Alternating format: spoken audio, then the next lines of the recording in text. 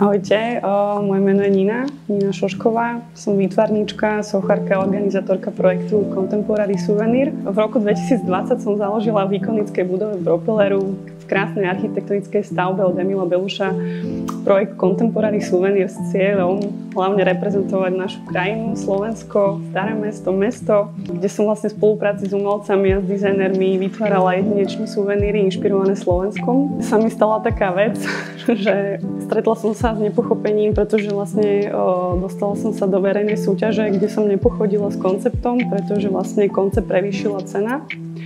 A tak som vlastne odtiaľ bola ako keby vyhnaná a naskytla sa situácia teraz, že čo ďalej. A v podstate momentálne som v situácii, vlastne pol roka som tak ako prokrastinovala a som hľadala nové zázemie, nový priestor.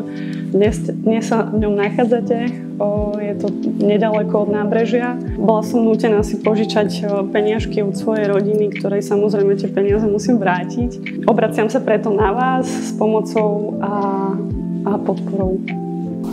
Pomôžte nám prosím pokračovať v myšlienke Contemporary Souvenir a reprezentovať túto krajinu s citom, kultúrne a hlavne s podporou umelcov a dizajnerov, ktorí chcú zostať v tejto krajine.